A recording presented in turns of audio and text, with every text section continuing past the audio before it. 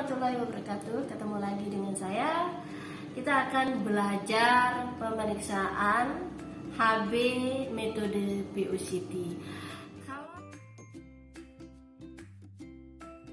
praanalitiknya, maka pertama dia harus identitas dulu di probandusnya.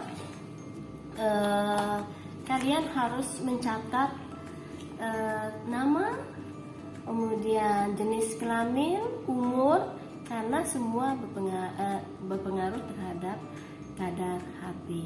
Selanjutnya disiapkan alat bahan untuk praanalitiknya. Alat bahannya adalah alat POCT, kemudian ada baterai, dan baterai harus kalau bisa baru, karena sensitif sekali dengan hasil pemeriksaan. Selanjutnya ini ada autoclick, kemudian ada alat yang digunakan di sini. Kebetulan kita menggunakan pemeriksaan HB, ya. Pemeriksaan HB, ada pemeriksaan asam urat, ada pemeriksaan glukose, kolesterol. Itu bisa menggunakan metode POCT. Tahap penyiapan alatnya, ini baterainya dimasukkan, kemudian chip masukkan di sini. Kalau untuk chip pemeriksaan glukose beda lagi. Jadi kebetulan untuk pemeriksaan HB warnanya merah. Kita tempatkan di sini sesuai dengan barcode-nya. Kemudian kita tunggu dulu. Oke. Kemudian kita siapkan sticknya, kita masukkan di dalam alat POCT. Posisi adalah yang barcode-nya menghadap atas, ya. Masukkan, jangan terbalik ya, harus menghadap atas, ya. Nah, sampai tanda sudah siap untuk dilakukan pemeriksaan seperti ini. Oke. Sekarang kita siapkan pengambilan darahnya. Kemudian kita setel kedalaman dari autoclick tersebut. Kita pakai, karena ini adalah probandus dewasa, kita pakai 5.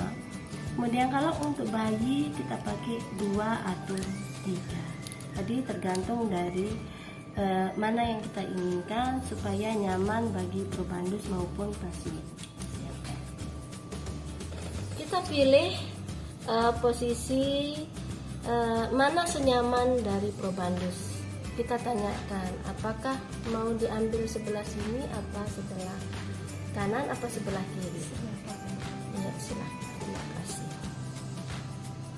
Kemudian sambil kita memijit supaya darahnya posisinya ada terkumpul di sini, ibaratnya seperti itu. Setelah itu kita ambil autoclicknya, tinggal kita tekan di sini. Nah, seperti itu. Darah yang keluar pertama kali maka akan kita bersihkan. Selanjutnya baru kita pakai darah berikutnya untuk pemeriksaan seperti ini, ya. Kita masukkan ke sini, ya, posisi, ya. Setelah itu kita memberikan tekanan pada darah yang sudah ini sambil menunggu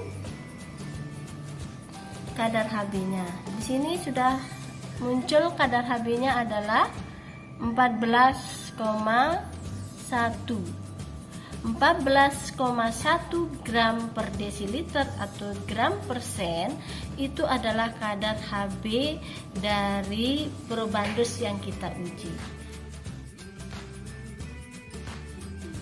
Sekarang kita masuk ke pasca analitiknya. Kalau ditemukan kadar, setelah itu kita ambil, ya, kita catat hasilnya. Kemudian kita kita menginterpretasi hasil. Jika kadar HB di bawah nilai normal, itu menunjukkan itu adalah bisa jadi dia anemia, bisa jadi mungkin terlalu sedikit juga salah pengambilan, atau misalnya darah yang ditusuk tidak terlalu dalam sehingga diperas ya, dipijit-pijit, akhirnya bercampur dengan plasma, bercampur dengan cairan jaringan yang menyebabkan menjadi kadar Hb menjadi rendah palsu. Tapi untuk mengetahui betul tidak kadar Hb-nya rendah, maka bisa dibandingkan dengan metode yang lainnya. Misalnya kadar Hb metode PCT ini tiba-tiba kok rendah sekali, sementara probandus atau pasien merasa tidak ada keluhan, pusing dan sebagainya, bisa sebagai ATLM itu bisa membandingkan dengan membuat hapusan. Kesalahan hasil pemeriksaan PCT itu 25%.